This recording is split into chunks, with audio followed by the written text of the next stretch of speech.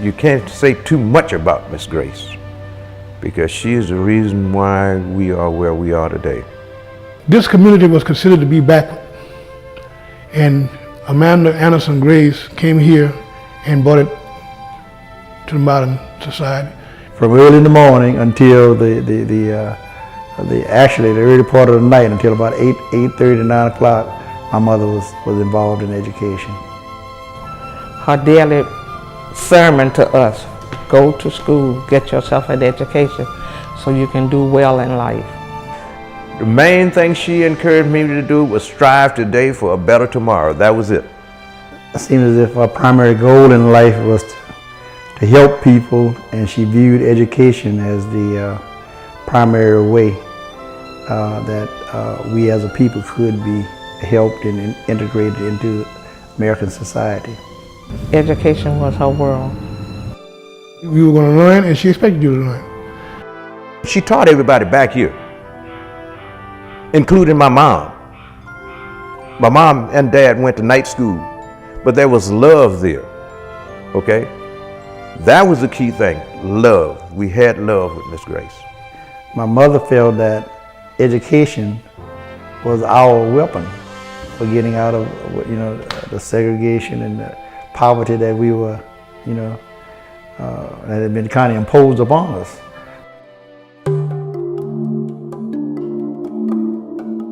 The kids who left the Bob Paul Colored Elementary School were all good readers.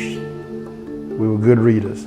The other thing that we could do was write. And I don't mean just physically write, but I mean write stories and plays and everything else. She felt that reading was the key to knowledge. If you can read and understand something, then you can do math, you can do anything. You have to be able to read and comprehend, know what you're reading, and interpret what you read, and that's why she emphasized that a whole lot. You wouldn't believe it. We had all kind of plays in this little building also. The autumn festival in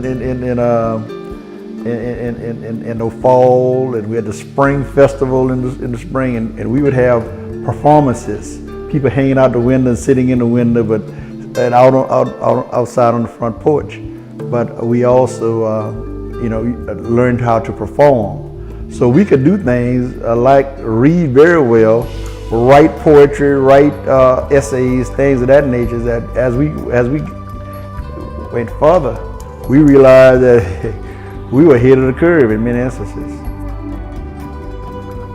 She didn't take pride in giving an F. There was no such thing.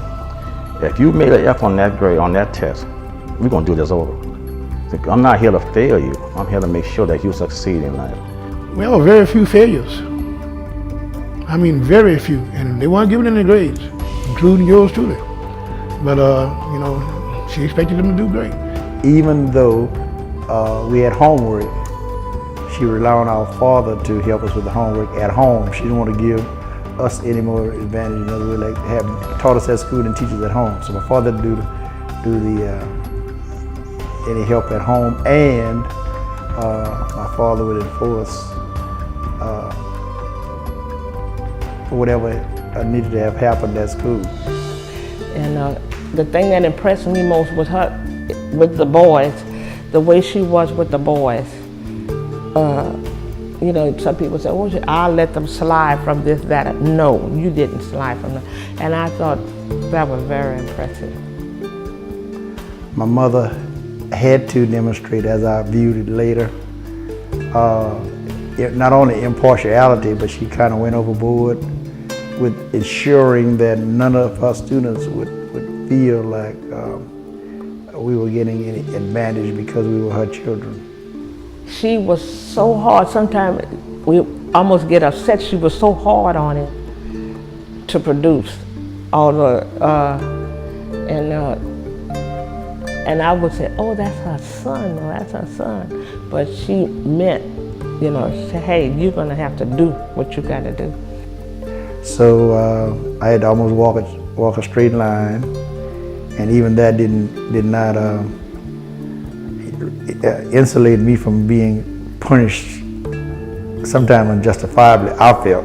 She influenced me greatly because the most amazing thing about her and the schoolhouse, it was amazing to me that she was cook, teacher, janitor, principal, all in one, and a mother to all of us.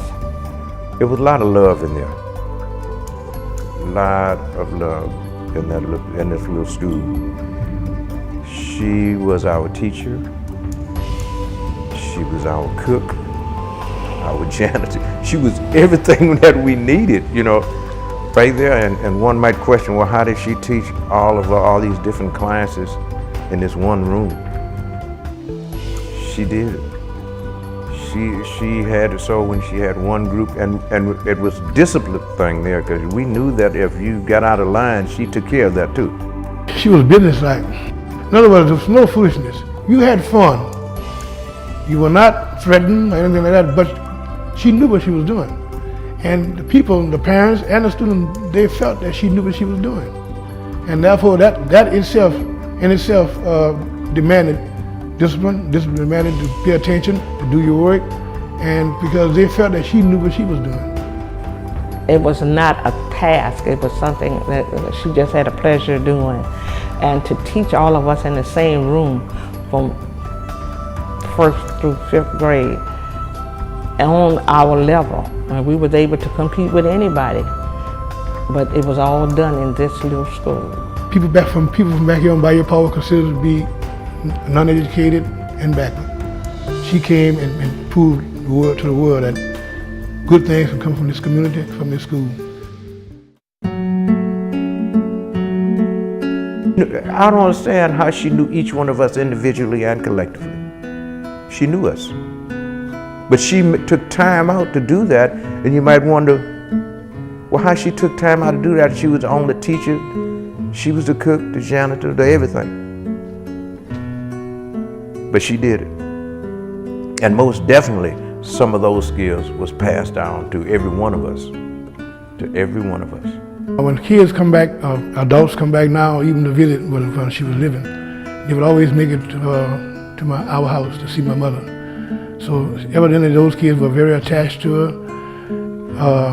This community which we went to school in was very close-knit. Family people, not only our family people, but they were family to each other. And the school was a family environment because we ate here, we learned here together, we played together. They had plays and operettas and harvest festivals together. So it was a community and a family-oriented school.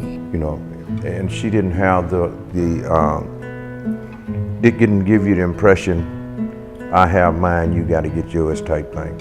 She touched a great number of lives. Matter of fact, just about everybody from back here on Bayou Paul, and when she went to Sunshine, she touched everybody's life because she was the type of person, if she saw you doing something wrong, you didn't have to be a student of hers. She was going to correct you, she was going to talk to you, and try to make you follow the right pathway. So every person who came through here left with the feeling that they must do something to further their education, and this was their only way out.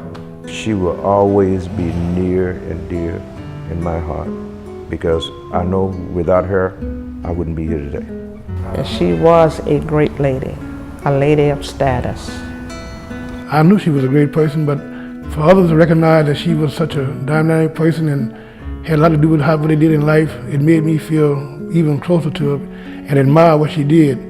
To the point, maybe I'm jumping the gun, but to the point that when I finished school, I wanted to be a teacher also. You know, I'm mayor of this city now, and my attitude was formed primarily by my parents, by my mother and my father. And it was one of trying to help and uplift the citizens of this community.